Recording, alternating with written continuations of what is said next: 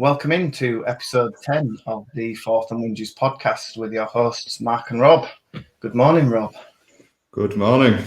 Bit early to be doing this, isn't it? It's very early. I have my cup of coffee in hand. For those of you listening, it's currently, 9 o'clock-ish?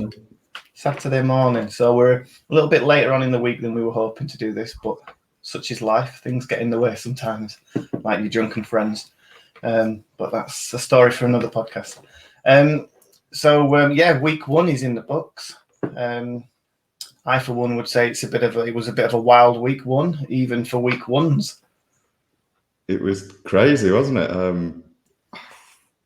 So many narratives kind of turned upside down. So much hope and optimism, certainly on my side, could be extinguished. Some crazy games, some blowouts, some close games. The NFL's back.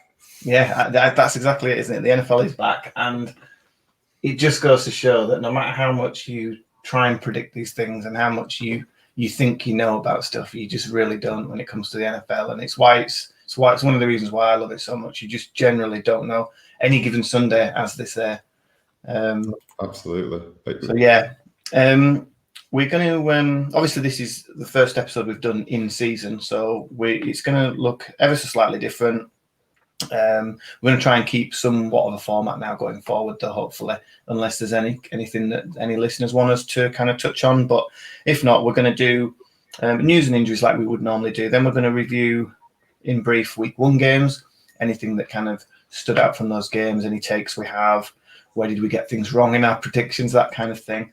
Then we're going to look ahead at week two and predict those games, talk about the things that we're looking forward to in week two. Then we've got a new segment, which will be in season, which we'll get to when I get there, particular for one of our listeners out there. We'll get there in a minute. I won't spoil the surprise. I've got my Mr. Relevant for the week, the college standout from week two games in college. And then we have, of course, the whinge of the week.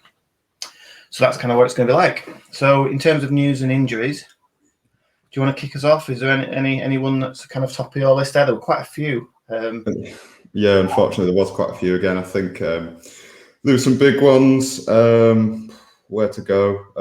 So I thought Ryan Fitzpatrick was incredibly unlucky. I was looking forward to watching him pilot that offense this year. I think he's a great guy around the league. Obviously, been around, I think, 10 different clubs.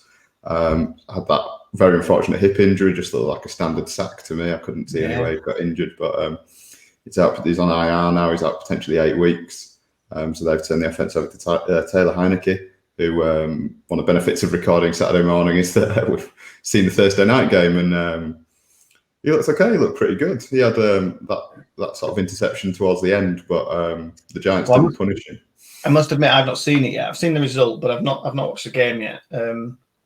The Giants football team game, but by all accounts, yeah. I mean, I can see a situation with Fitzpatrick now where he doesn't get back in. I can see it's Taylor from last year all over again for me. I think this was his big chance, and like you say, I feel really bad for him. I think it's probably partly down to age. I think he's one of the older quarterbacks, isn't he? And journeyman, and he's, like you said, it just seemed a bit of an innocuous tackle. Really, it didn't seem anything too bad with it, really, and then down for half the season now. So, and that's at best from what I hear. If he needs an op, then it's season ending. If he doesn't need an op, like you say, it's probably about 8 weeks. I think he's going to try to rehab it without surgery, but as you say, if that works or not, we don't know, do we?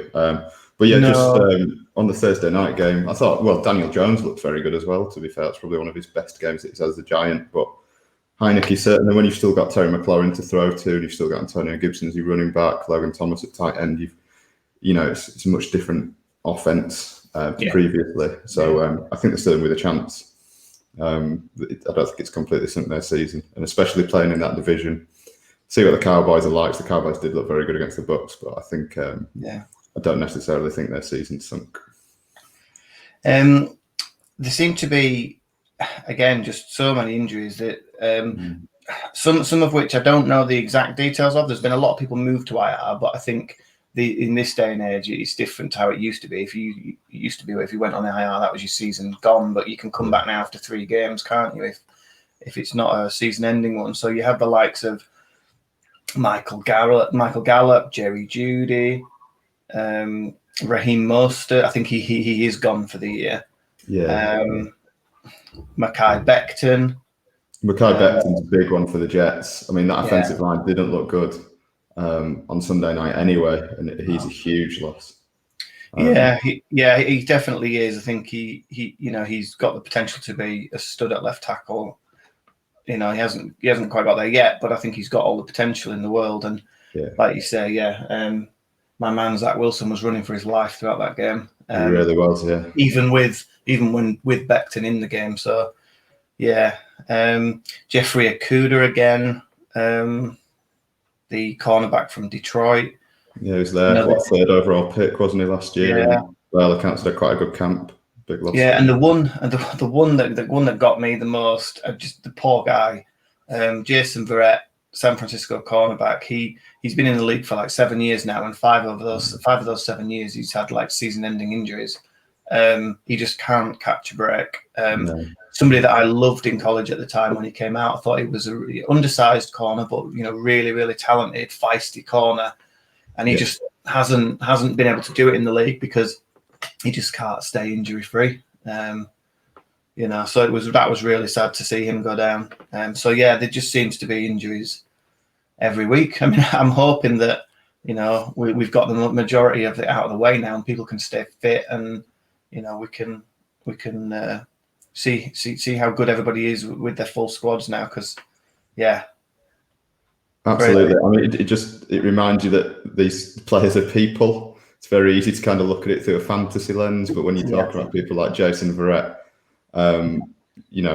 any number of players on the Ryan Fitzpatrick, even these are people with jobs, and it's their livelihood and it's their passion, and it's just absolutely.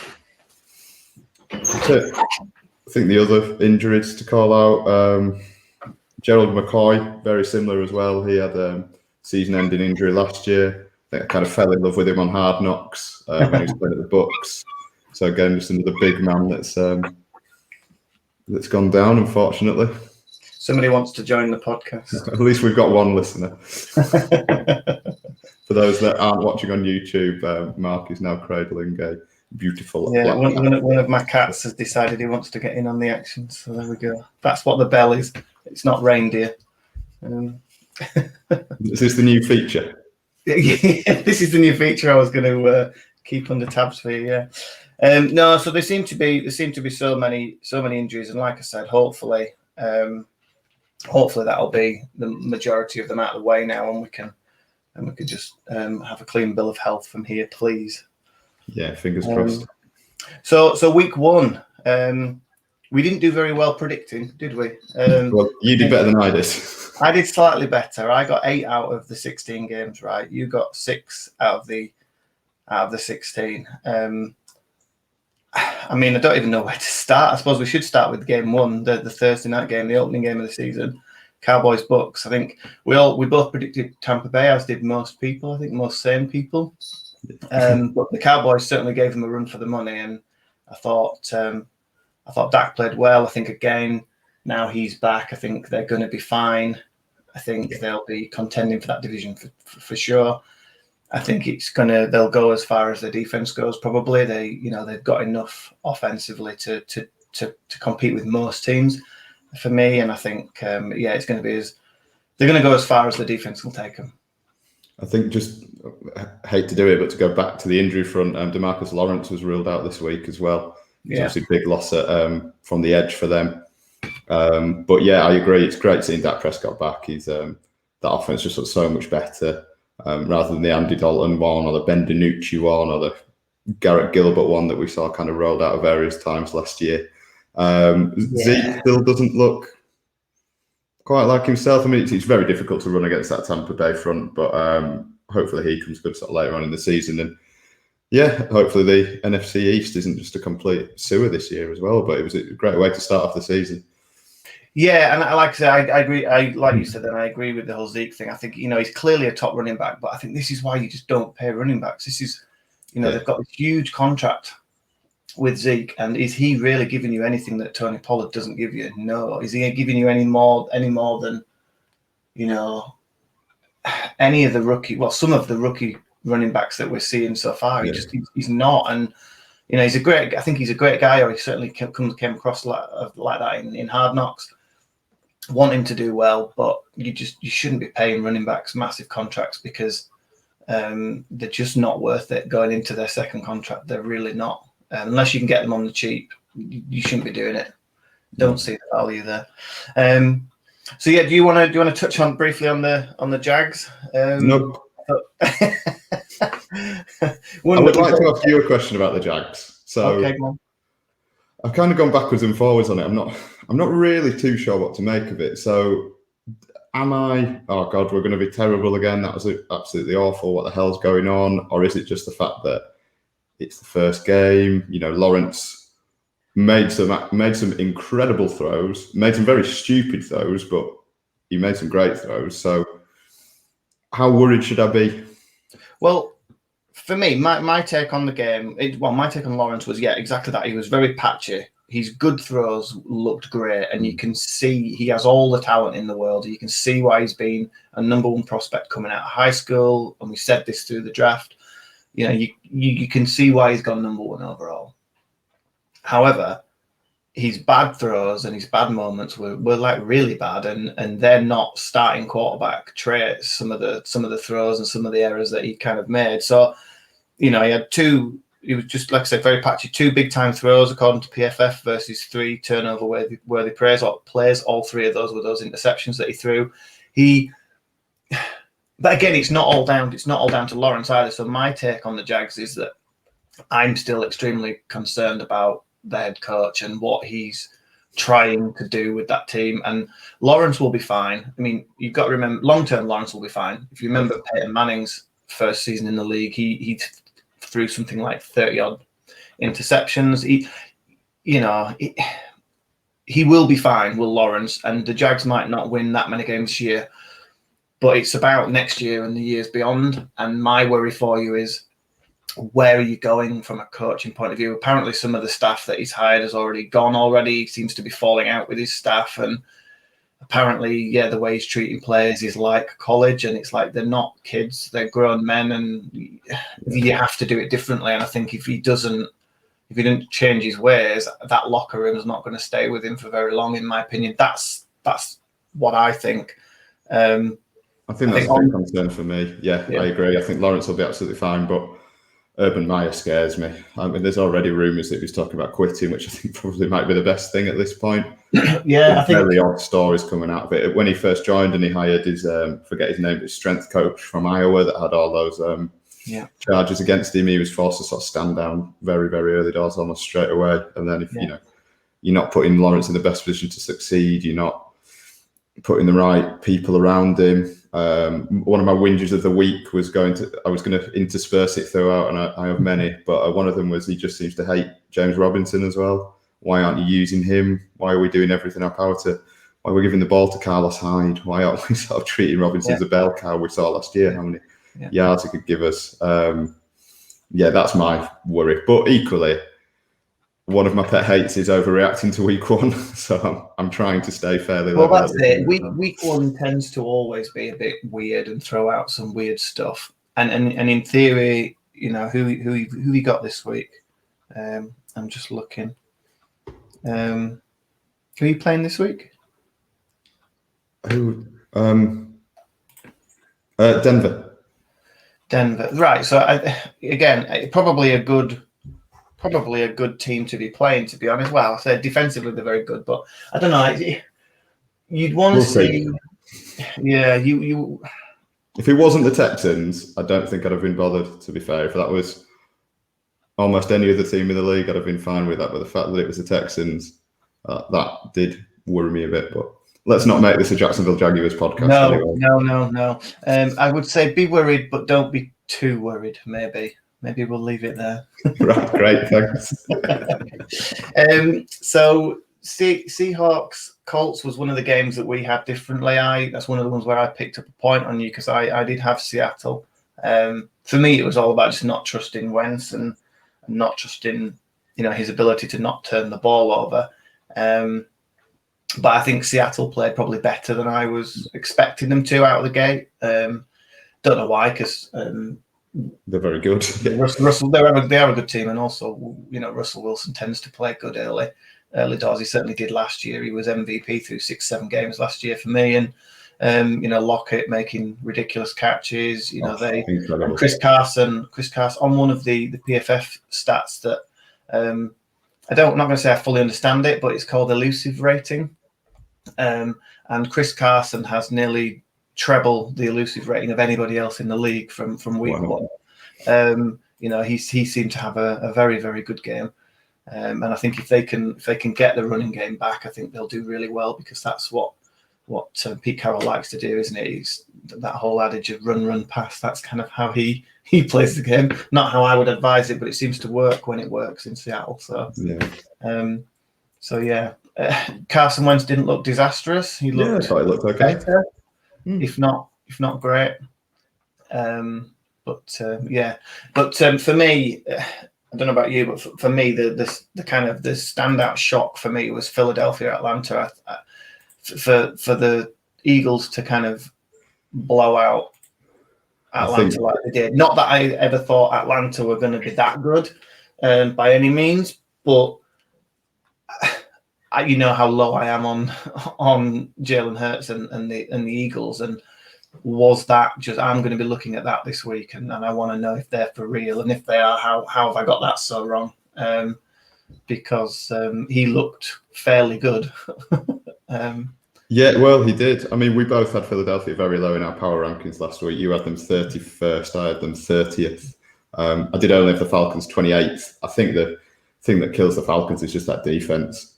They've just got absolutely nothing. There's nothing there whatsoever. So if Hurts can do it again this weekend, and I still want to see more from him. We had on our WhatsApp group, we were saying that I still think Minshew will start this season. I'm doubling down on that. I'm with you on Hurts as a quarterback. But fair play, he had a fantastic game. I thought Nick Sirianni, I've slagged him off quite a bit, but he was quite aggressive. There was like a fourth down that they went for, and he was just punishing them and really pushing that ball downfield. So week one I was wrong, but I'm still confident that over the course of the season they'll be terrible. Well, that's it, isn't it? It's, to me, again, it's all down to whether Jalen Hurts can keep up that performance. And from what I've seen with him throughout college, I don't believe he will be able to. But if he plays 3/4 of that, they'll have a chance in most games. So I think, I'd be interested to see how they carry on. Couple of takes that I made through preseason, and you kind of seem to be proved right at least a little bit here in terms of preseason doesn't matter was your big take from preseason. So what week one taught me was that Jamar Chase is in fact not broken, and he's perfectly fine, and he does have hands, and he'll be fine. PFF grade of 77.9 in week one compared to his 29.5 throughout preseason. And also Penei Sewell, I thought he had to switch to left tackle.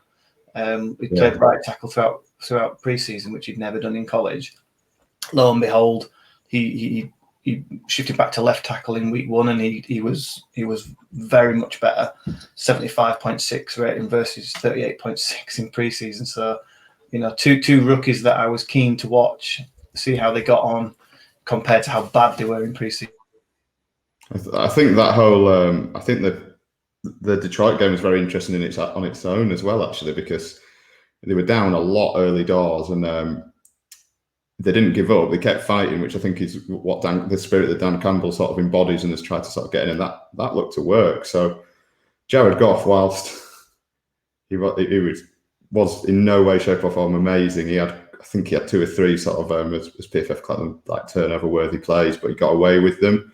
But every game you see, he'll make one incredible throw, a couple of incredible throws, but they kept going, and they came back, and I think San Francisco were genuinely worried at one point that they were going to get back level. Yeah, and I think that I'm not going to try and read too much into that in the sense that don't get me wrong, it's good that they fought back and they didn't just roll over and concede another 20 points. Absolutely, that shows good signs for the future. But I would say that that's more to do with, because I've been in games playing football where you've been 5-6 up and your levels do drop, and so San Francisco probably let them back in a little bit. But you can't take that away from Detroit. They still have scored the points. They recovered the onside kick. They put them under pressure at the end, and they did. If they'd have had another 10 minutes, Detroit were going to win that game, which is insane, really, when you look at the teams, the rosters, and just how the game started. But yeah, I had them as my 32nd, my worst team in the league. They certainly didn't show that in week 1. However, it's about wins and losses, and they still lost. So and again, if you look around that squad as a whole, it's not particularly strong. I think you made a point though in the last podcast. I think that Jared Goff's probably decent enough to make them not pick number 1 next year. He's probably too good to lose too many games, so they probably won't be finishing last just because of him. But they're certainly not going to be winning their division, are they? No, well, I don't think anybody's going to win that division. We can move on to the other shock of the week, which was in that division. The New Orleans Saints at the home of the mighty Jacksonville Jaguars. It was good that somebody won in Jacksonville this week, at least. Hey. I mean, that was, I don't know what you made of it, but Jameis Winston, I think, is the first quarterback ever to throw for 150 yards and 5 touchdowns. But I think the thing that impressed me most about Winston was he still made some throws. He didn't just check it down all the time. But what I also like to see was he looked slimmer, he looked fitter, and I think he had 6 rushes for about 40 yards, which, whilst not huge, that's just a facet of his game that we've not kind of really seen since college. So to me, it said that he's a lot fitter. He gives them a bit of a different angle. Obviously, Sean Payton's working some different wrinkles to that offense, but I thought that bodes really well. His top receiver on the day was Deontay Harris. Marquez Callaway, who was the preseason darling, had 1 catch for, I think, 14 yards. So again, preseason doesn't matter. When he gets his receivers back, if he gets Michael Thomas back or even Traquan Smith, and he can throw the ball to a few different people, I thought that does bode well. And I think I was very much on the Jameis train sort of all off season. He had that one very good game, and as I said before, I don't want to overreact to 1 week, but I think it does bode well for the Saints. And Taysom Hill didn't see much action in that game either, which I thought they might have worked in. Seeing the sort of 2 QB set seems to be the norm now for various teams. But I don't know what went wrong for Green Bay, but I very much enjoyed watching Jameis redemption for 1 week at least. Yeah, and I think it's interesting. My take on that is that we know that he's talented. We know that he can throw the ball deep. He's got a really good deep ball. He makes plays. He's a gunslinger. And I think I said during the preseason that if Sean Payton can rein him in and keep him under control, then he'll do fine. And that's exactly what happened in week 1. The stats show that the fact that he threw for under 200 yards, like you say, fewest number of yards for a 5 touchdown game, and he played well. And like you say, in college, he used to run all the time, but he hasn't really done that in the NFL. And yeah, I think, like you say, I think it does bode well. It's 1 week. Can he continue to take what's there, on a steady basis, and then go deep when he has the opportunity? And if he can do that in that offense, with what Sean Payton brings as a head coach, I think they'll do fine, and hopefully they'll give Tampa Bay a run for their money. Yeah, fingers crossed. Where did it go wrong for Green Bay? Do you know? I don't know. I've not watched the full game back. That I've only seen kind of the 40-minute sort of highlight package. So I've not really taken it all in. So I'm not quite sure. But I mean, I don't know if you can all lay it all at the hands of Rodgers from what you saw. I don't know. I think his mind's got to be elsewhere. If he's going at the end of the season, he can't be all in. I just don't see how he can be. Yeah. So I don't think it doesn't bode well for them. But again, it's 1 week. Teams can have these good teams can have that 1 week where they don't perform, and it's week 1, and everything that was going on with the hurricane, and like you say, and the Saints having to move. Yeah, they were always going to play well, I think, and they were really fired up with the Saints. Yeah, exactly. So I think it could just be that the Saints just outworked them, outplayed them, or is it the fact that there's other people? Because again, if I've said this before, that if Rodgers goes, Adams is going to go next year, and if you've got people playing, your 2 best players are not really there, it's going to be a difficult season. Yeah, definitely. I read an interesting article in The Athletic, actually, by, I think it's Matt Schneidman, who's the beat reporter for the Green Bay Packers, and he was talking about there being sort of too many captains, too much experience on that team. Right. Aaron Rodgers apparently was asked after the game if they were overconfident, and he said, yeah, he thought they were. So he was talking about whether there was a bit of arrogance there.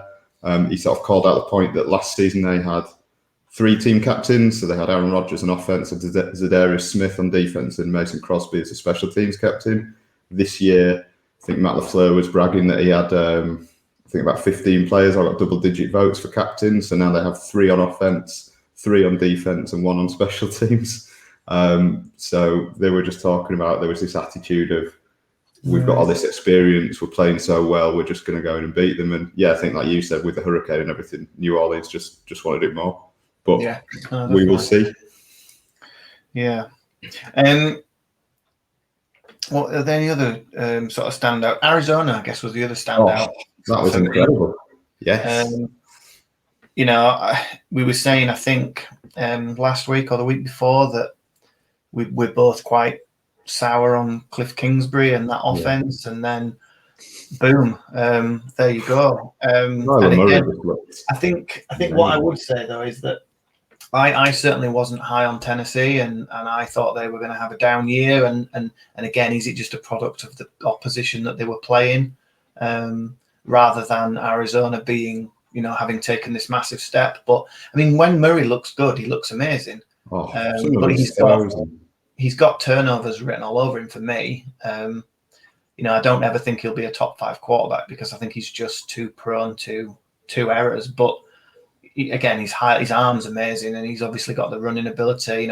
He's a much better passer than Lamar Jackson, but he's got all the talent from a running point of view as Lamar Jackson. I think the only reason people don't say that more or see that is because they don't tailor the offense necessarily around him in the same way that the Ravens do. But he's got all the rushing talent, and when you put that together with his massive arm, and he can throw, can make all the throws. He can look brilliant in patches, and he had a really good game. And I think we need to have a word for Chandler Jones as well. Yeah, he's been a darling of mine over the years. He's done well for me in previous dynasty leagues that we've played fantasy football. I had him in Powerhouse as well, and he always did well for me, did Chandler Jones. He kind of seemed to be flying under the radar the last couple of years, maybe. Yeah. Still performing to a degree, but not necessarily getting the hype. And then obviously comes out and has a 5-sack game. And I think, again, is that a product of, are they doing things a little bit different there, or is it a product of having somebody like JJ Watt, in the team and taking up more blocks? And are you going to see other people in that team? Because from what I saw, Watt didn't have, one of those standout games. But if he's taking on the blocking and allowing other people to flourish, and he's doing his job at the end of the day. I mean, Chandler Jones absolutely owned Taylor Lewan, didn't he? He had a terrible game. And I think on Instagram, Taylor Lewan came out afterwards and said thank you to Chandler Jones for exposing him, for making him aware of his weaknesses and to go back and work on them, which I thought was quite a good way of owning it and quite a good way of taking it. But he's a character. He's still He is. He's a massive character. So that doesn't surprise me in the slightest. I mean, he can't have had a worse game than the guard for Atlanta, though, that poor rookie. I can't remember his name, but he got a PFF blocking grade of 1.6. Now that's out of 100 for those of you who don't know anything about PFF grades, but that a 1.6 is the lowest of the week, surprisingly, and it's the lowest score I've ever seen. A 1.6. He played left guard. I can't remember his name. No, I can't. I saw him when I was watching that game. I saw 3 plays in a row, I think, where he just got put on his arse by the defensive tackle, and I just was like, who is this guy?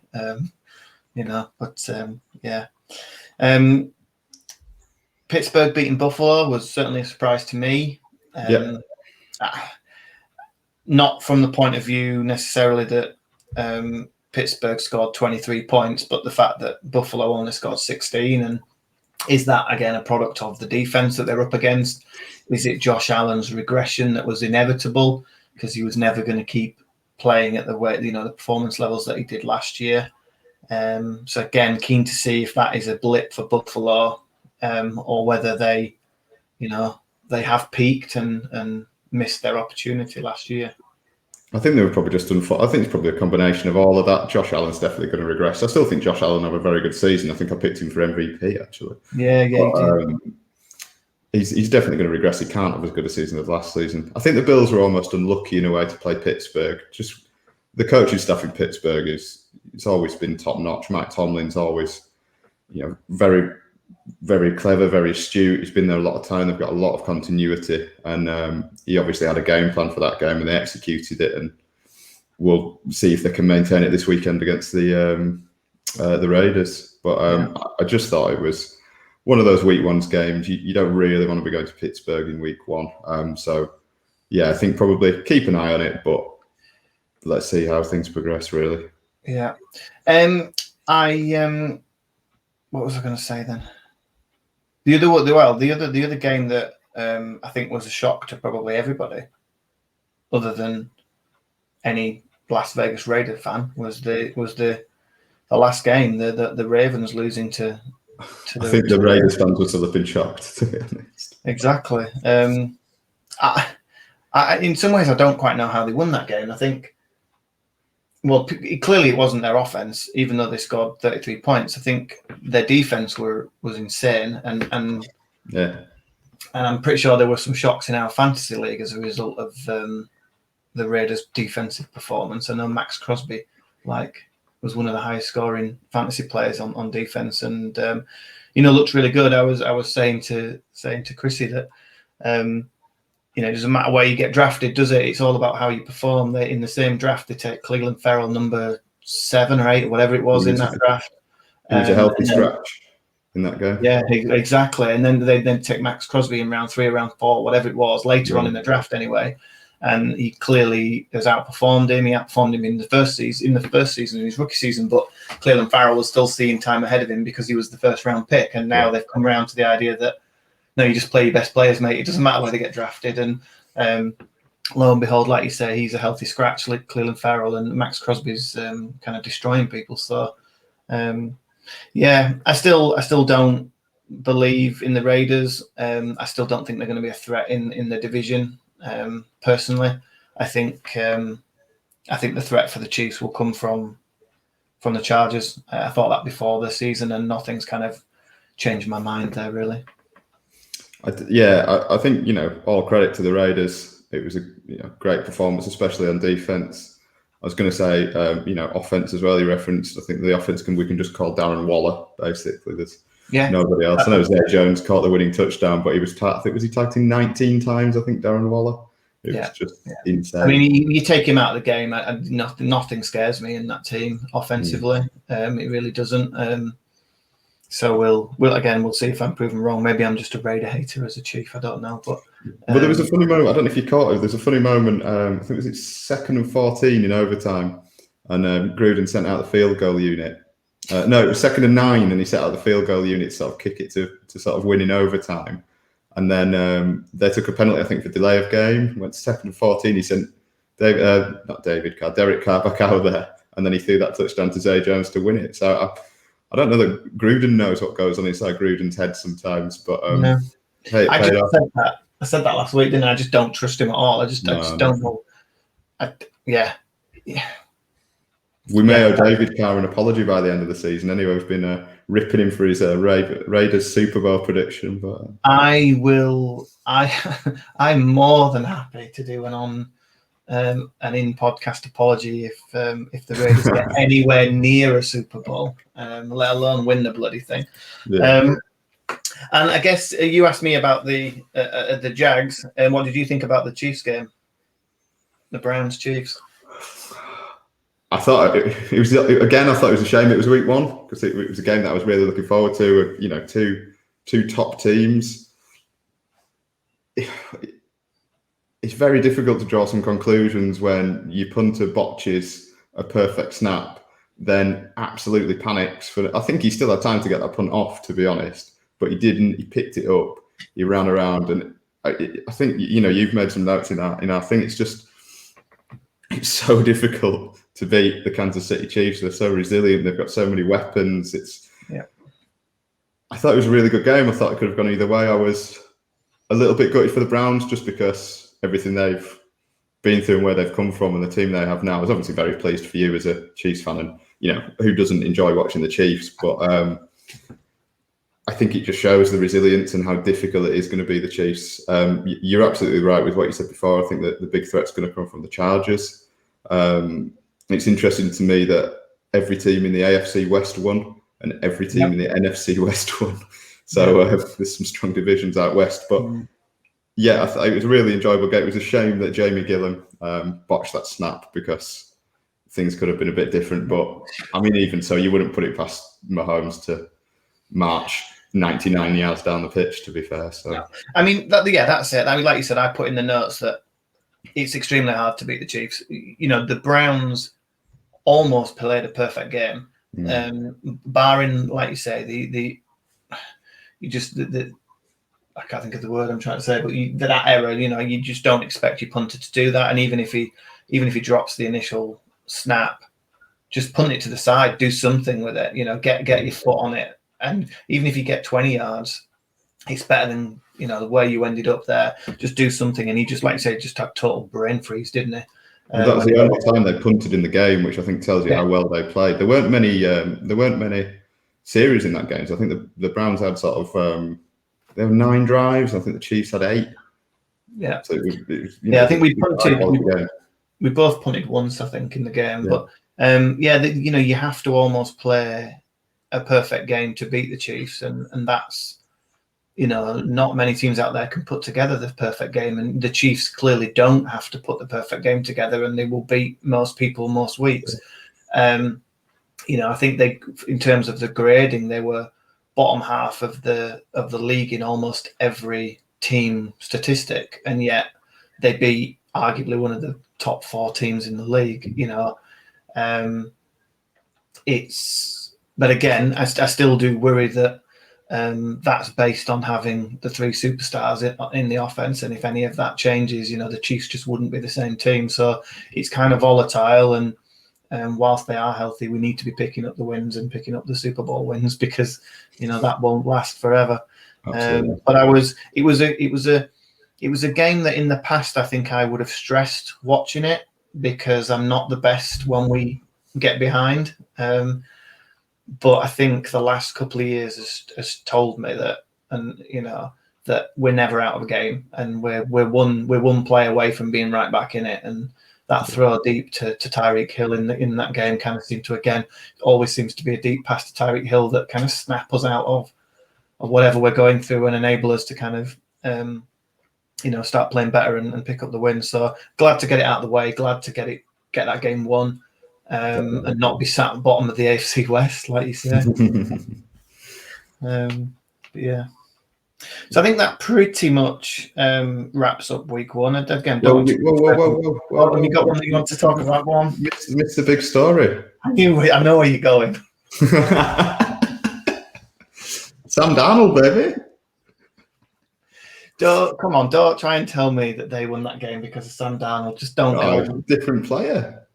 Still only 24 in that offense. Come on. That was Christian McCaffrey carrying the team against an extremely and their defense against an extremely poor Jets offensive line. That's just admit you're wrong, Mark. Just admit you're wrong. No, I'm sorry. I'll be the first person to congratulate Sam Darnold when he shows me that he's a decent quarterback. He's not. He's playing in a really good. Well, not even a really good offense. He's playing with arguably the best offensive player in the league in terms of quarterback friendly in Christian McCaffrey, and pretty much every underneath pass he gave was just to him, or he just handed it off to him and let him do his stuff. So no, I won't be offering a Sam Darnold apology just yet. Thanks for not disappointing me there. That was exactly what I wanted. Thank you. Yeah, I was good. I was glad to see the Bengals win. By the way, I want to see Burrow do well, and I like Chase and oh crikey, the other wide receiver from last T T. Higgins. Higgins. I think, they've got a young team there, and I'd like to see them do well. So I was chuffed with their win. Yeah, agreed. So week 2. Not getting worse. No, from a predictions point of view, I'd like to think we will do a little bit better here. And interestingly, we obviously do the predictions in isolation, and we're not going to have a lot to talk about in terms of our difference of opinion this week, because there's only one game where we've picked differently, and it's me not believing in Cliff Kingsbury. I'm gonna have to go back through and see if I can change some of these because that's ridiculous. We can't agree to that degree. Last week we had a good argument. Well, I think what it is this week, and I don't know if, I'm certainly not consciously, but I think I've picked every favourite apart from Arizona, which means you must have picked every favourite from a bookie point of view. I wonder if Jacksonville are favourites. I was surprised that you went Jacksonville, to be honest. But yeah, probably Jacksonville probably aren't actually. Yeah, they're probably not the favourite, but yeah, I think on paper it looks like a straightforward week for me. Maybe outside of the Cincinnati-Chicago game. Yeah, I was going to call that out. I think if Fields was starting, I'd go Chicago, but. I mean, I almost picked Chicago purely because they're at home. So I was kind of thinking that I would edge my bets and pick the home team, but again, I think it's probably just my bias with Cincy. I just think they're better offensively, and I think that's going to probably do it for me. I don't think there's anything defensively that scares you about the Bears anymore. No, they're not the Bears of old. They're not the Bears of old, and I think offensively they don't scare me. Whereas I think Cincinnati on offense can look really good. So I think that's kind of why I went with the Bengals. So just to kind of go through it briefly, and then we can kind of touch on some things. We both picked Washington, and we both picked Cincinnati, Cleveland over Houston, the Rams over Indy, Buffalo over Miami, New England over the Jets, San Francisco over the Eagles, Pittsburgh over Vegas, New Orleans over Carolina, Jacksonville over Denver, and then I went Minnesota over Arizona. You went the other way. We've both picked Tampa over Atlanta, Dallas over the Chargers, Seattle over Tennessee, Kansas City over Baltimore, and Green Bay over Detroit. Anything you want to kind of pick up individually about those games? It's interesting, as you were reading them through, I was trying to think of a place where I might flip my pick, and I was struggling. I think San Francisco at Philadelphia is interesting. We touched on it earlier, but if the Eagles can carry on that form, if Jalen Hurts can continue to play well, if San Francisco maybe, if they play the level that we saw in the fourth quarter against Detroit, I agree with you. They'd clearly just taken their foot off the gas and very nearly paid for it. So I don't think there's anything to worry about there. But I don't, based on the evidence of week one and week one alone, I could see a scenario where the Eagles potentially cause an upset there. I'm not expecting it, but that would be one that I'd maybe pick out. I mean, Denver are probably going to stomp all over the Jags as well, to be fair. It's more wish casting on my part. Well, for me, that game, like I said, I've picked the Jags as well, and I think I did that. You're at home. It's the first game at home with the new, the new head coach, etc. I think you've got to play better as a team than you did last week. Teddy will not play as well as he played last week. I love Teddy Bridgewater as a person and as a player. I think he's solid. I don't think they should be playing him. I made my views clear about that a few weeks ago. You obviously disagree with me on that, but I just don't expect him to play that well week in, week out. So you're not going to have to deal with that version of Teddy in my mind. You're still going to have to deal with Von Miller, who played really well last week. So yeah, by all means, I could see Denver beating you, but I'd like to think if there's going to be any signs of life from you, it'll be the first home game. Yeah, so that's kind of why I went with the Jags really. I said before, I'm just not a believer in Cliff Kingsbury, and I'm saying that Arizona game in week 1 was more of an outlier than anything, and they were at home. They're at home, so that nearly did make me pick them. But again, what we do know with Kirk Cousins is that he'll be above average, and he's got some playmakers, and they have the potential to be good on defense. So I expect, I don't expect Arizona to score anywhere near as many points as they did last week, and I think it'll be a close game, and I think the Vikings will just take that. I think the other one that I think is interesting, actually, we are just talking then about the main threat for KC coming from the Chargers. We both actually picked Dallas to beat the Chargers. Yeah. And again, I think from my point of view, part of that is that's what I want to happen, because I don't want the Chargers breathing down our necks right throughout the season. So part of it is that, but I also do believe in that Dallas offense. I really do. Yeah. And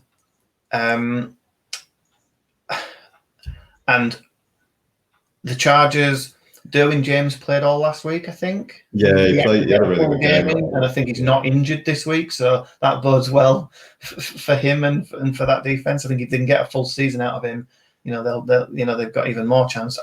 Yeah, it's probably more to do with the fact that I want Dallas to win that game than me actually thinking they will. I would not be surprised at all if the Chargers beat them. Not at all. And I think, to be fair, in some of my accumulators, I think I have the Chargers winning. So, yeah, I think it could be anybody's that.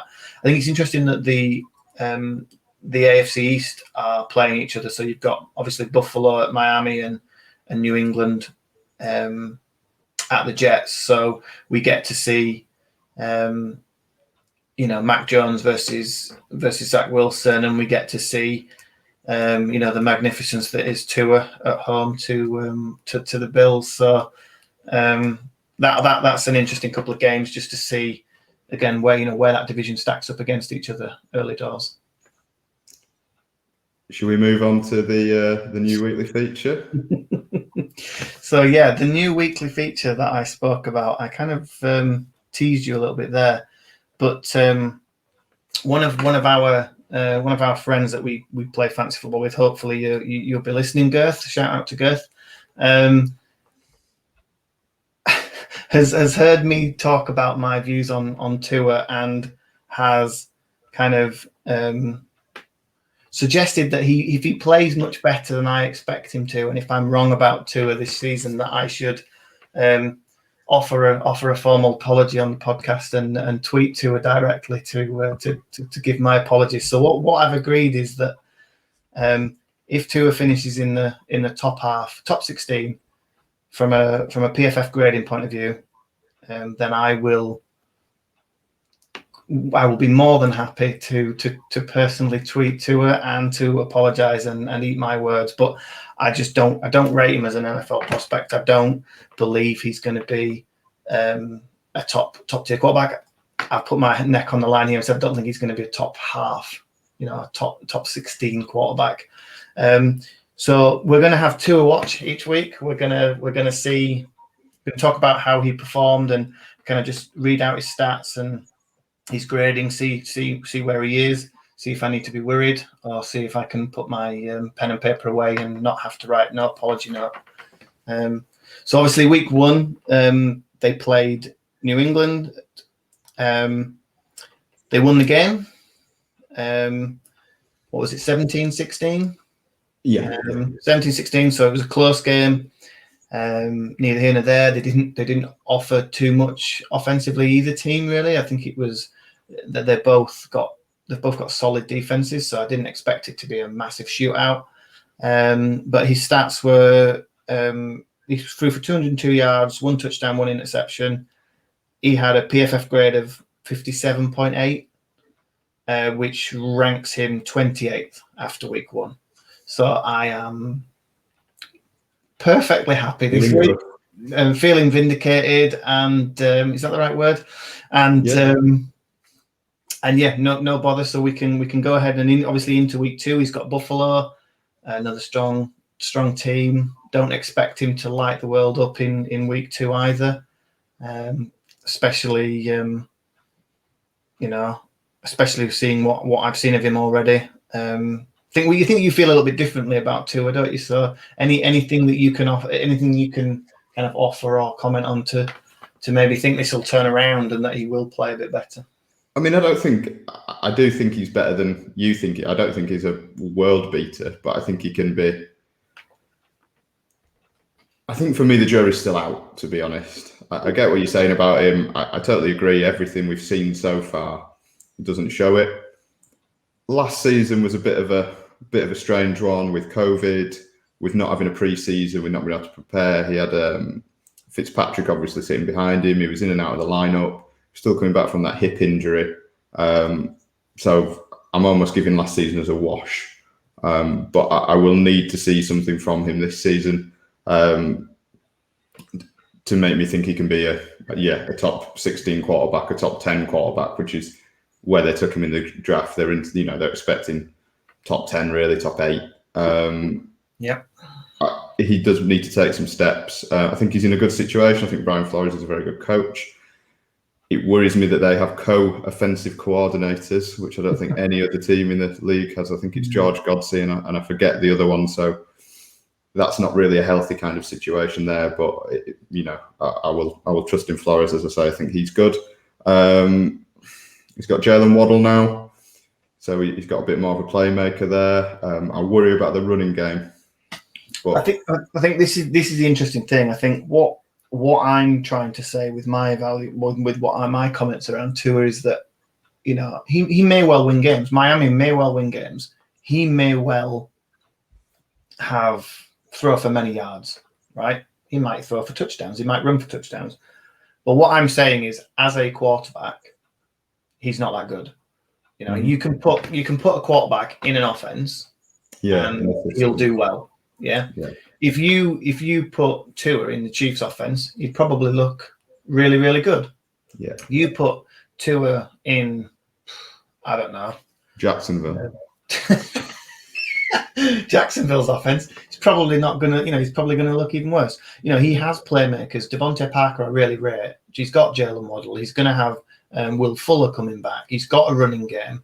He's got a defense that are going to keep him in games. He's probably going to win a lot of games. And I'm not saying that Miami can't win with Tua. What I'm saying is, if you're expecting him to take you to a Super Bowl and win you a Super Bowl, he's not going to do that. And from a grading point of view, what PFF try and do is they try and isolate the player, not whatever else is going on around him. So if you throw a screen pass and the guy takes it 90 yards, wow, yeah, he's one play for 90 yards. Don't give me that.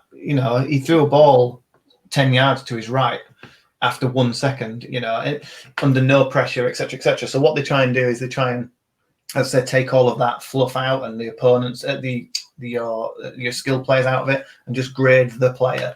And on a down by down basis, he doesn't grade well, and he doesn't.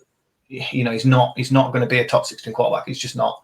Interestingly, though, because I do watch quite a bit of college football, and I didn't know this, but he's got a younger brother to him. Yes. And he's ripping it up for Maryland. So I'm enjoying watching him. And he looks good. He's right-handed as well, which is weird. So he looks exactly like Tua, but he's right-handed. It's like you're watching Tua in a mirror, maybe a little bit. I think the last thing to say on that was, I think if you flipped the quarterbacks in that game, so if Mac Jones was playing for Miami and Tua was playing for New England, Miami would have won that by about 35 to 16. It would have been a totally different game. And that's my point. Tua plays in the Alabama offense and, looks really good. And everyone's like, oh my God, Tua. And he was talked about as potentially being the number 1 overall pick. Ends up falling to whatever he did, 4, 5, whatever it was, when they took him. Mac Jones is in that offense, wins the Heisman, and because he's got a podgy belly, then nobody rates him, and he's clearly a better quarterback, and he's going to have a much more successful career. But anyway, I'll get my soapbox for this week at least. Feel free, if anybody's listening and they do want to tell me I'm wrong, by all means get in touch. Girth. Anyway, so moving on. Like I mentioned last week, I want to just bring to forward each week a college player that I think stood out. And again, not saying necessarily that they're going to be high picks or anything like that, but just somebody that looked good in college that I enjoyed watching or that stood out in some way. And this week, I've gone for Ole Miss quarterback Matt Corral. Don't know if you've seen anything of him, Rob, if you've watched any college football this season yet. But I've not watched a lot this season. I have heard of him. I know you referenced him in the pre-season. He was one of the quarterbacks that I sort of read about in the pre-season. So I'm aware of him. I'm looking forward to you telling me more about him. Yeah, well, I mean, he's if you didn't know who he was and you just kind of watched him, I think he's got a bit of the Baker Mayfield about him. He's like 6'1", 200 pounds ish. Got a quite a live arm. He's got quite a big arm. He's a bit of a gunslinger like Baker. He can look really good, can make some really good throws. Tends to stare down his receivers a little bit. He can throw a few picks because he's kind of telegraphing sometimes where he's going, which again is something that Baker can do on occasion. So I think that's who he kind of compares to a little bit for me. And but because he's not playing for a top 4, top 6 college like Baker did. Baker was obviously at Oklahoma, and they were always in the talk for the playoffs. He's not going to get as much credit for some of the plays that he makes and some of the games that he has.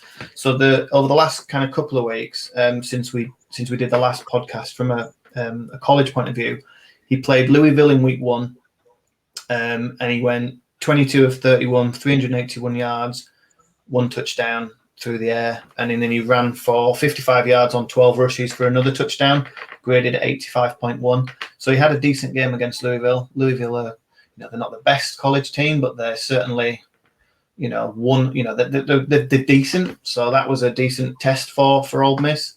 They won the game, and he played well, looked good. Then in week 2, they played, and I'm not going to lie, I have no idea who this team are, but Austin Peay they're called. I think they're an FCS team, so they're not by any means a good team. And when you're a top prospect and you play a lower level team, you're supposed to dominate. And he threw again 20 of 32 for 265 yards, but 5 touchdowns, and he rushed for another 40 yards, and again graded well, 86.3. So he did what he's supposed to do, and I think he was pulled from the game in the third quarter as well, I think. So, he's somebody that I would not be surprised at all if he was a first round quarterback this coming year, but I don't think he's going to get sort of top 10 consideration. He'll probably be one of these quarterbacks that ends up going later in the first round to probably a better situation, to maybe sit for a few years behind one of the, because he'll go later in the first round, probably go to a better team, and be able to kind of sit and learn for a few years before he plays. But I enjoy watching him. He's a good player. And just for reference, last year they played 10 games in 2020. Did Ole Miss, and he threw for just short of 3,500 yards, 29 touchdowns, and he rushed for another 4 and graded at about 90. So. Played well last year as well as a junior. I want to say I think he's a senior this year. If you get a chance to watch an Ole Miss game, he's the quarterback that was obviously throwing to Elijah Moore last year, and that's why I kind of came across him, because I was watching Elijah Moore. Not sure if he was throwing to. Was it Metcalf that came out of DK Metcalf Ole Miss as well? I think he was. I think AJ Brown and DK Metcalf, I think, were also at Ole Miss. I don't know if he was the quarterback throwing to them though. It's Metcalf's 3rd season, isn't it? So maybe not. Yeah, 3rd season in the NFL. He was, but So if you get a chance, as I said, to watch an Ole Miss game, or you want to YouTube one of what will probably be one of the top quarterbacks this year, I think Matt Corral's a name to look out for. And I think there should be a lot of people after quarterbacks in that sort of latter half of the first round, early, later on. Maybe, your Denvers, that would be probably quite a good situation for him to land in. Potentially Pittsburgh, maybe. That's exactly what I was just going to say. I think Pittsburgh are probably going to win enough games to be mid to bottom half of the first round in terms of picking, and I think Ben's not got that many years. There's talk potentially this might even be his last. So in that offense, with a good defense around him, that'd be a really, really good spot for him to land. So it'd be a totally different looking quarterback for them as compared to Ben. But that'd be an awesome spot for him to land. Yeah, I think that would be a good spot. So that just leaves us with the whinge of the week, and you said you had many, so I'm looking forward to this. Well, I did have many. So I had various sort of football-related whinges, and this is still clearly football-related, but I'm going to go in a different direction just to inject a bit of humour into it, hopefully. But the thing that has been annoying me most this week that I would like to whinge about is Cinch's sponsorship of NFL on Sky Sports. I'm fed up. There's a car leasing company called Cinch. They're ubiquitous now. Yes. So Rylan advertises them on TV all the time. They sponsor the England men's cricket team now. And then I switch on NFL to get away from all this, and they now sponsor the NFL on Sky Sports. So when you're watching the Sunday night football game, or you're watching the Monday night football game, there's no Neil Reynolds in the studio. It cuts to adverts. First thing you see is Cinch. Then you have Idris Elba telling you about whatever films are on Sky Cinema this month that I'm fed up of seeing over and over and over again. Then I've got to see Cinch again. Then I have the Sky Sports logo for ages while there's some inane music behind it before it goes back to the broadcast. So that has really wound me up this week. I think the American sports coverage in general, the amount of ad breaks that they have that subjects me to this. During the games on a night, it's not too bad because they go back to the studio, you've got your analysis, they have the odd break, but it just drives me insane. I'm already close to falling asleep, and then you're kicking me in the guts like that. So that is my whinge of the week this season. I did not expect that. I did not see that coming. I'm fortunate enough not to be exposed to that because I don't have Sky, so I don't watch it through there. I've got Game Pass and use that and flick between kind of couple of games. I feel like that's a good whinge. I feel like I have to I need to say something that we're going to have a second whinge of the week this week just to finish this off, right? Because I was hoping it was my week because I needed to say this. So I'm watching the games this week, and I watch as much as I can. I watch the full games where I can, and then I'll just watch like the 40 minutes highlights on others to try and kind of fit them all in.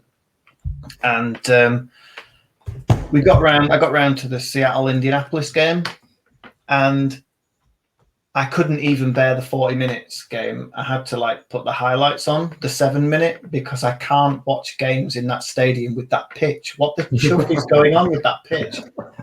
It just seems like it's this weird color of greeny, bluey, patchy turf that they've got, and then you have their blue and white contrasting that, and then I don't know whether it was Seattle's colours making it even worse, but I really struggled to watch that game. I felt like I was going to have an epileptic fit or something. It was horrendous. So literally I've only watched about condensed 10 minutes of that game for fear of passing out or something. It was horrendous. Anyway, that's I like my whinge. So if you've not seen that, and I'm hoping, I'm hoping it was this colour thing going on with who they were playing in the kits or something, and we're not going to have to be subjected to that every week if it is just their new turf or something. I love that, Mark. I did watch a bit of it, but not a lot. I'm going to check it out right now. Have a look, right? Because it's just not nice. It's just not nice to watch. Brilliant. Anyway, so the reason why I can't watch Boise State in college, I don't know if you've seen, they've got a blue pitch. Oh right, no. And it's just wrong. They're bright, well, not bright blue, but it's fairly strong blue color. And then there's another team, I always forget who it is, that have a red pitch, which is even worse. And trying to watch football games on a blue or a red pitch, it shouldn't make a difference, but it really does. Sounds wrong. Yeah, exactly. So anyway, that about wraps us up, unless there's anything else you want to touch on, or no. I'll go away and do my homework. I'll check out Matt Corral. I'll check out the state of the Lucas Oil Stadium pitch. Plenty of things to catch up on by the sounds of it. I've also got a football match to go to, which is why we're recording this so early. So thank you very much for indulging me on that, Mark. It's much appreciated. It's okay. Are you heading up to Borough? Are you going up? Heading up to Borough, Blackpool. So yet another disappointment for me this afternoon, no doubt. So. Well, good luck. I hope they play better than the Jags did last week. Me too. Right, and with that, we will call it a day, and we'll see you next time on the Fourth and Whinges podcast. See you later. See ya.